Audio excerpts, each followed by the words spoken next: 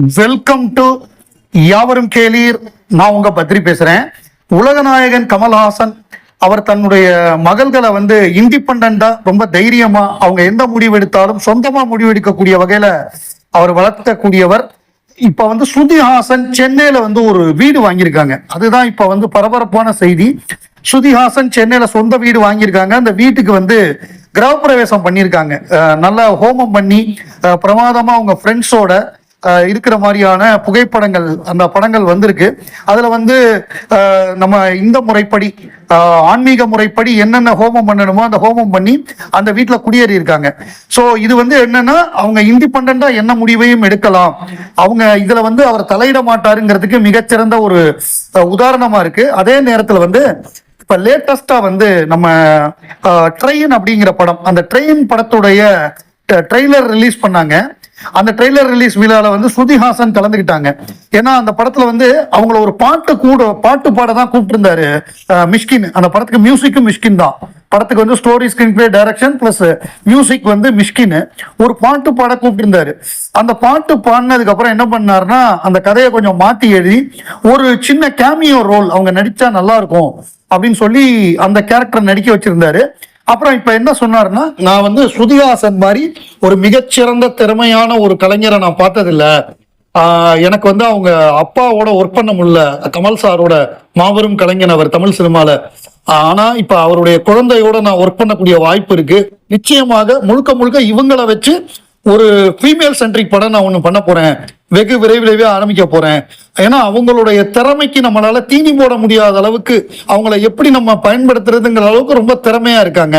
So Shruti is an allrounder அப்படின்னு சொல்லி மிஷ்கின் பாராட்டினாரு. ட்ரெயின்ல ஒரு கேமியோவும் பண்ணியிருக்காங்க, ஒரு பாட்டும் பாடியிருக்காங்க ஸ்ருதி.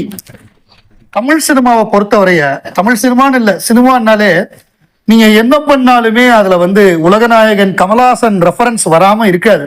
நீங்க படத்தோட டைட்டிலா இருக்கட்டும், நீங்க என்னதான் பண்ணாலுமே, ஒரு ரெட்ரோ சாங் யூஸ் பண்ணாலுமே அதுல நீங்க அதிகமா கமல் சாங் யூஸ் பண்ற மாதிரி வரும். அதுக்கு உதாரணத்துக்கு குட் பேட் அக்லில யூஸ் பண்ணப்பட்ட பாடல், அந்த இளமை இதோ இதோ பாட்டெல்லாம் ஃபுல்லா யூஸ் பண்ணியிருந்தாங்க. அப்படியே அந்த பிஜிஎம், அந்த ஃபைட்டுக்கெல்லாம். அப்புறம் வருது வருது விலகு விலகு.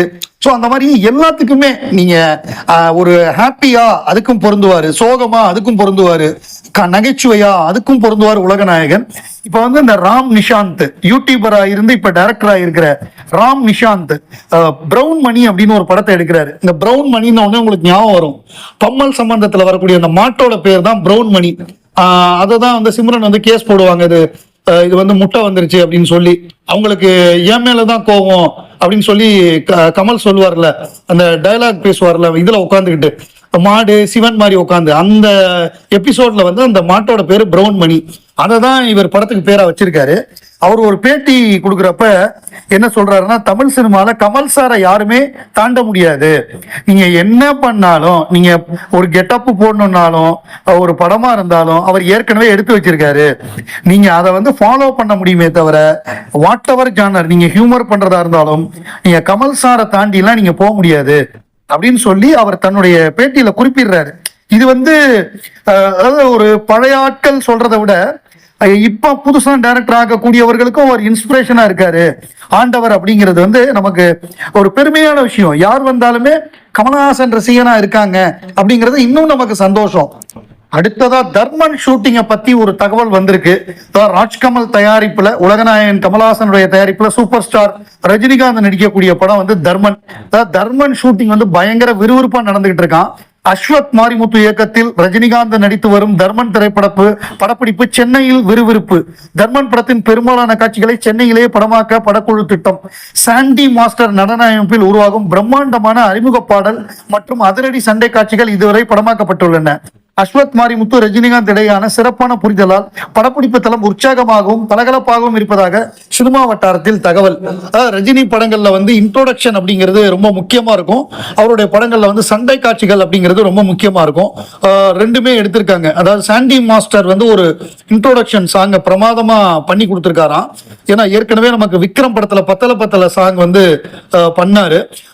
அது மிகப்பெரிய ஒரு சிக்னேச்சரா அமைஞ்சது, வெற்றியா அமைஞ்சது. அதுக்கப்புறம் சண்டை காட்சிகளும் பிரமாதமா நம்ம அன்பறிவு மாஸ்டர்ஸ் தான் அதை பண்றாங்க. அது பிரம்மாண்டமான சண்டை காட்சி.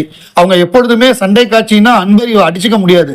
இந்தியா லெவல்ல பேர் வாங்கினவங்க இந்த படத்துலயுமே வெகு சிறப்பாக எல்லா சண்டை காட்சிகளையும் அவங்க பிளான் பண்ணியிருக்காங்க. ஒரு சண்டை காட்சி எடுத்து முடிச்சிட்டாங்க. ஸோ ஃபர்ஸ்ட் ஷெட்யூல் முடிஞ்சிருச்சு. 10 நாள்ல அடுத்த ஷெட்யூல் ஆரம்பிக்க போகுது. இந்த படத்துல ஒர்க் பண்ண ஒரு அசிஸ்டன்ட் டைரக்டரும் பேட்டி கொடுத்தாரு, அடுத்த ஷெட்யூல் 10 நாள் ஆரம்பிக்குதுங்கிறத. பிளஸ் வந்து எல்லா செய்தி சேனல்களையும், தினத்தந்தி, குமுதம், அந்த மாதிரியான எல்லா சேனல்களையும் இது செய்தியாகவும் நேத்திக்கு வந்திருக்கு. 2 விஷயம். ஒண்ணு வந்து மா இன்டி பங்காரம் அப்படிங்கிற அந்த படம், அதாவது தெலுங்குல வந்து சமந்தா நடிச்சு மிகப்பெரிய ஹிட்டான மா இன்டி பங்காரம், எங்கள் தங்கம்னு தமிழ்ல ரிலீஸ் ஆச்சு. ஆனா அது பெரிய அளவு தமிழ்ல வெற்றி பெறல. ஆனா தெலுங்குல வந்து பயங்கர ஹிட் ஆச்சு. அதாவது சேலை கட்டின ஜான்விக்கு அப்படிங்கிற மாதிரி ரிவ்யூ பண்ணாங்க. அடிச்சு துவம்சம் பண்றாங்களாம். அதாவது ஃபீமேல் ஃபைட் பண்ணா நல்லா இருக்கும். அதாவது ஒரு காலத்துல விஜயசாந்தி வந்து அப்படி இருந்தாங்க. அதுக்கப்புறம் இப்ப லேட்டஸ்டா பிளாஸ்ட் படத்துல நம்ம பார்த்தோம் பிரீத்தி முகுந்தனுடைய சண்டை காட்சிகள். ஸோ அந்த மாதிரி இந்த படம் அமைஞ்சிருக்கு. மா இன்டி பங்காரம் ஃபைட் எல்லாம் நல்லா இருக்குங்கிறாங்க. அதுக்காக பார்க்கலாம். இது வந்து ஜூலை 17 இருந்து Jio hot star July 17 release ஆகுது. அப்புறம் ஒரு பட ரெக்கமெண்டேஷன், அதாவது நம்ம நெட்ஃபிளிக்ஸ்ல வந்து நோ கண்ட்ரி ஃபார் ஓல்டு மென் அந்த படம் வந்திருக்கு. ஒரு மிகப்பெரிய 2 கார்ட்டலுக்கு நடுவுல சண்டை நடக்குது. அதுல வந்து செத்து போயிடுறாங்க எல்லாரும். அதுல பணம்லாம் அப்படியே இருக்கு. ஒரு வேட்டையாட போன ஒரு ஆளு அந்த பணத்தை எடுக்க ஆசைப்பட்டு பணத்தை எடுத்துடுறாரு. அதுக்கப்புறம் அவருக்கு என்ன ஆச்சுங்கிறது தான் இந்த படமே.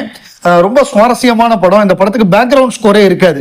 ரொம்ப ஹைலி கிரிட்டிக்கலி அக்ளைம்டு. இப்ப நான் திருப்பி பார்த்தேன் இன்னொரு முறை, எப்படா பேக்ரவுண்ட் ஸ்கோர் இல்லாம எடுத்தாங்க. இதை வந்து ஏஆர் முருகதாஸ் சொல்லியிருந்தாரு.